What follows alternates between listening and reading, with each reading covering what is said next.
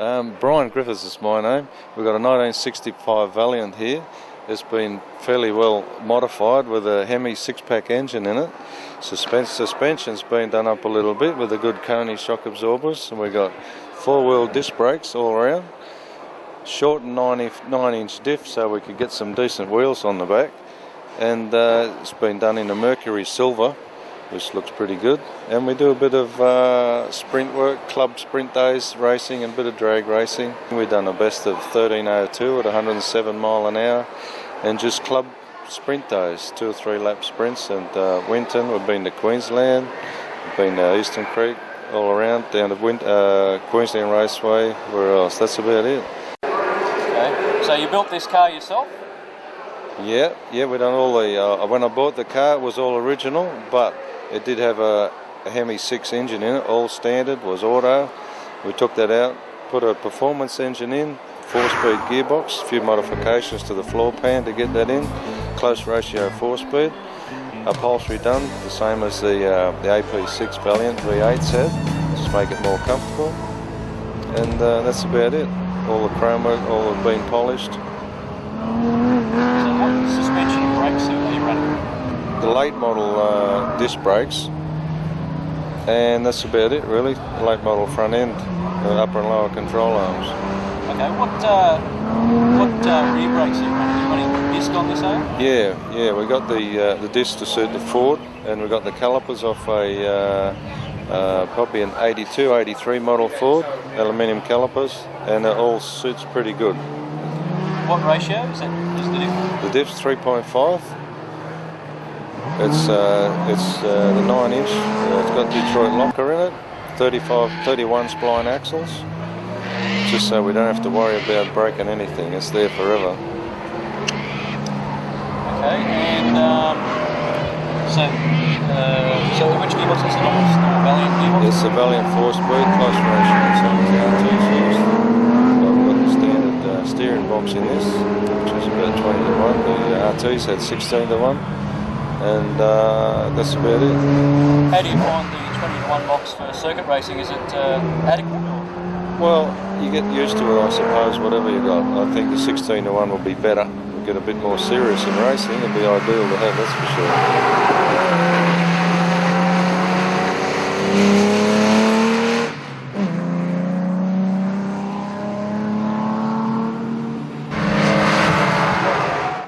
So what about the actual suspension itself? What's done to the suspension? Rear springs have been reset just to get the lower stance without using blocks, and Coney adjustable shock absorbers front and back.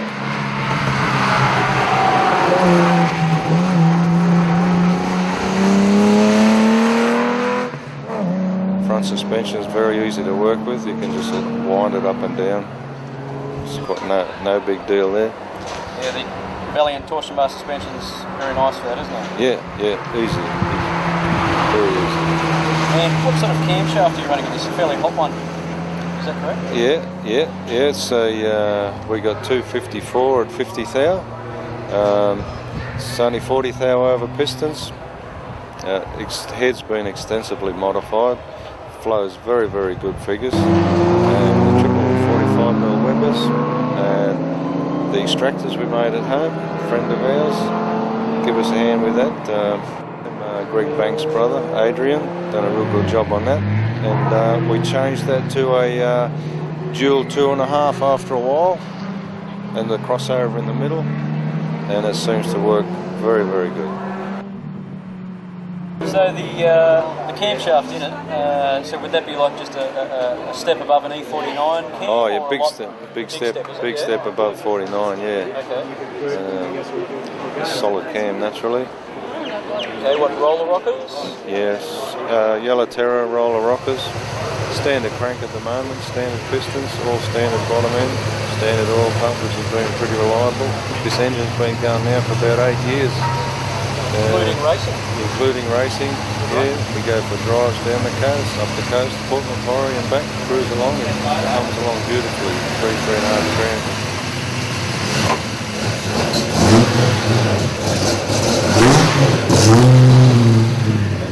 So, how would you say she handles basically?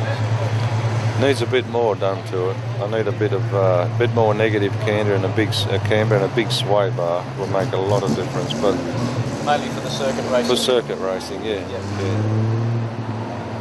So what's it like on the drag race track on the quarter mile? It's pretty good. You got to have the slicks on naturally to get them out. To get out, you need slicks for drag racing, no doubt about that. What sort of quarter mile time would you do? 13:02 at 107 mile an hour. Nice. Yeah. So she's a good all-rounder, basically. Yeah. Fairly reliable, very reliable, consistent. I haven't had a problem for the last 3 or 4 years. Previous to that was just head gaskets, which I finally fixed. And ever since I've done that, we just go racing, come home, put it in the garage until next time.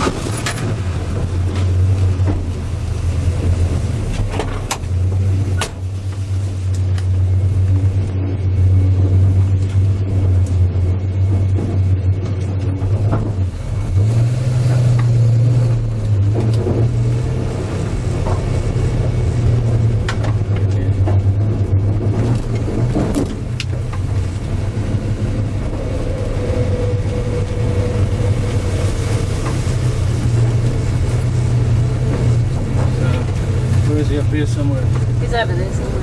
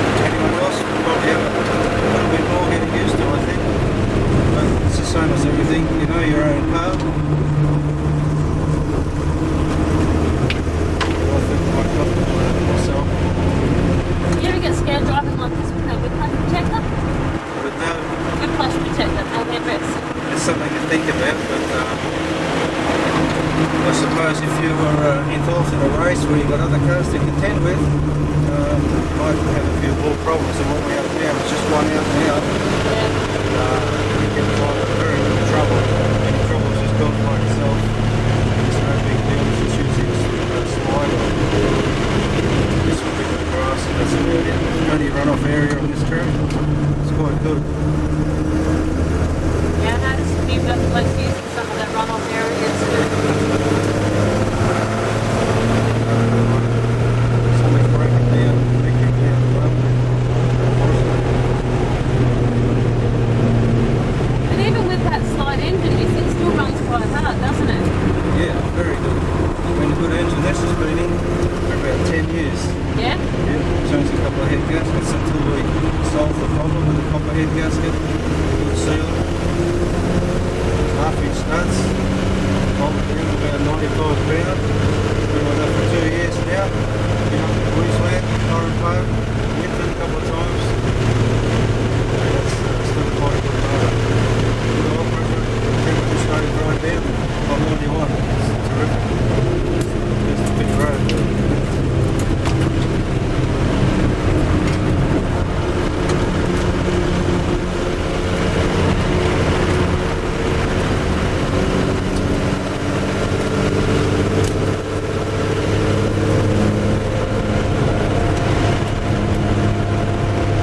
Brakes are you running in this? Four-wheel disc brakes with XL brake pads. So very, very good.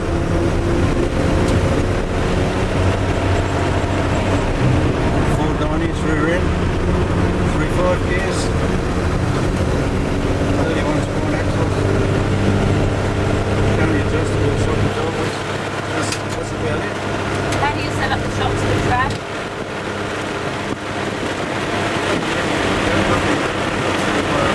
Nothing harder on the front than the back.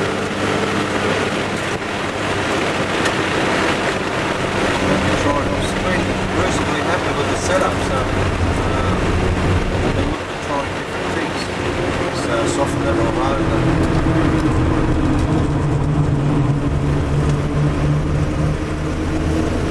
It seems to be a fairly evenly weighted car, and even the geometry seems to be fairly even. It's not oversteering or understeering. Yeah, Steering. it's not too much understeer, but these tyres, they hang on pretty good. A bit more grip with the road tyres. The road tyres on them, they just wash away. A lot of understeer, but the tyres, big things. With that geometry set up a bit better than what it is, it'll be much easier car to drive. It's just a little bit of a pig at the moment. Just like a weekend warrior. Sit in the garage for 3 or 4 months.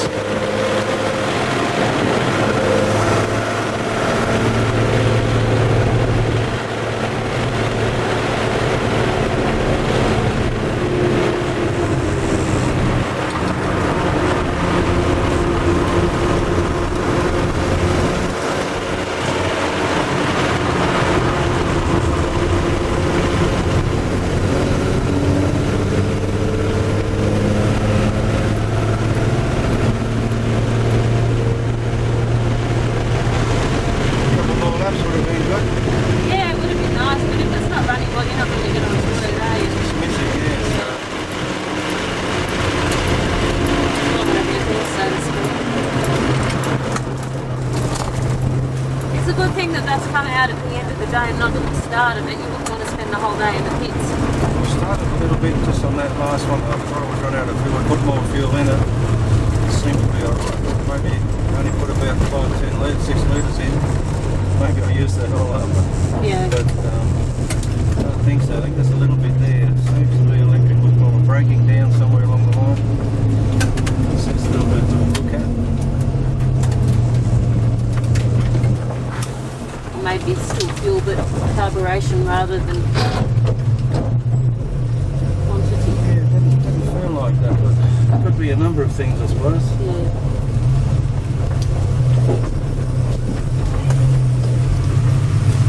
Thanks a lot for that. Well, at least we've done something. Yep.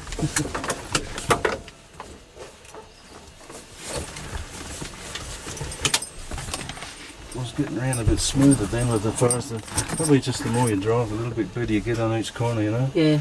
And you know how to take it. And that felt quite good, that. Compared to the first run this morning, it was a bit erratic. But now you get that. Go with running a rotary master. Yeah.